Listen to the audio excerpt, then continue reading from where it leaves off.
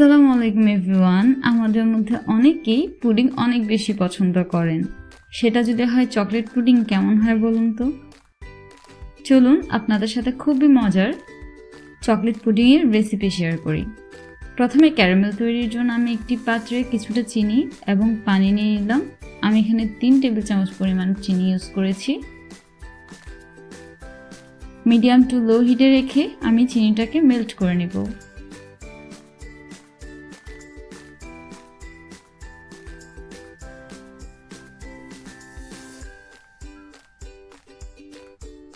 হালকা হাতে নেড়ে চেড়ে অপেক্ষা করব চিনিটা গলে যাওয়া পর্যন্ত। দেখুন কি সুন্দর কালার আসা শুরু হয়েছে। এই পর্যায়ে নামিয়ে একটি পাত্রে ঢেলে নিব। এবার একটি পাত্র নিয়ে তাতে আমি 2টি রুম টেম্পারেচারে থাকা ডিম নিয়ে নিলাম। একটি হুইস্কের সাহায্যে ভালোভাবে ডিমগুলোকে ফেটিয়ে নিচ্ছি।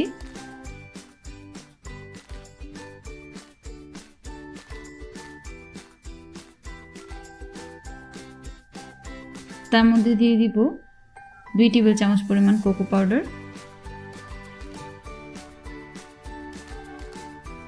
আমি ক্যাডবেরির কোকো পাউডার ইউজ করেছি, আপনারা যে কোনো ব্র্যান্ডের কোকো পাউডার ব্যবহার করতে পারবেন। হুইস্কের সাহায্যে ভালোভাবে সবগুলোকে মিশিয়ে নিব।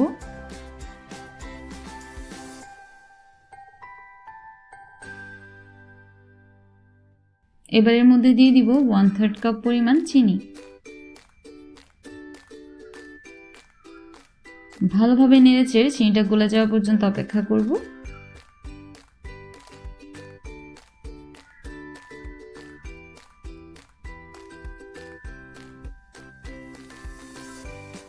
এখানে আমি 1/2 টিস্পুন চকলেট এসেন্স ব্যবহার করছি ডিমের গন্ধটা চলে যাওয়ার জন্য। আরও দিয়ে দিলাম 1 কাপ দুধ। দুধটাকে আমি আগে থেকে ফুটিয়ে ঠান্ডা করে নিয়েছি।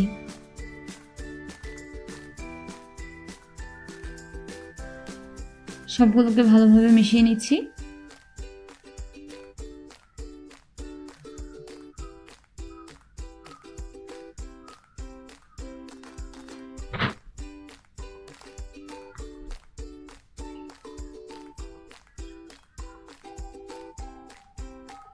দেখতে পাচ্ছেন ক্যারামেলটা খুব সুন্দরভাবে সেট হয়ে গেছে।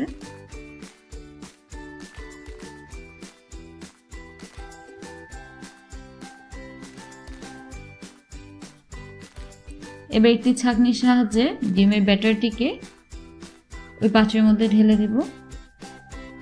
অবশ্যই ছেঁকে দেওয়ার চেষ্টা করবেন, তাহলে অতিরিক্ত অংশগুলো ছাঁকনিতে আটকে যাবে এবং পুডিংটা অনেক বেশি স্মুথ হবে।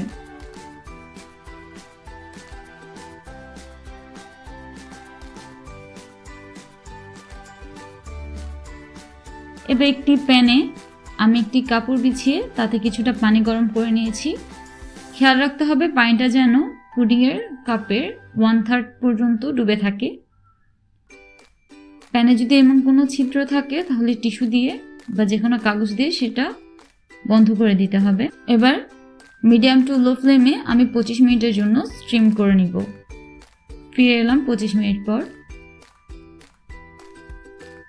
টুথপিক বা সাসলিকের কাঠি দিয়ে চেক করে নিচ্ছি পুডিংটা পারফেক্ট হয়েছে কিনা। দেখতে পাচ্ছেন সাসলিকের গায়ে কিছু আসেনি, তার মানে পুডিং পারফেক্ট। এবার এটিকে ঠান্ডা করে মোল্ড আউট করে নেব। বাস, এবার তৈরি হয়ে গেল খুবই মজার চকলেট পুডিং। চকলেট আর পুডিংয়ের খুব সুন্দর একটা কম্বাইন। রেগুলার পুডিং থেকে কিছু ডিফারেন্ট করতে চাইলে এটা অবশ্যই ট্রাই করবেন এবং কমেন্টে জানাবেন কেমন হয়েছে। ভিডিওটি যদি ভালো লাগে তাহলে অবশ্যই একটি লাইক দিবেন এবং আমাদের চ্যানেলটি সাবস্ক্রাইব করে রাখতে পারেন এরকম মজার আরও অনেক রেসিপি পাওয়ার জন্য।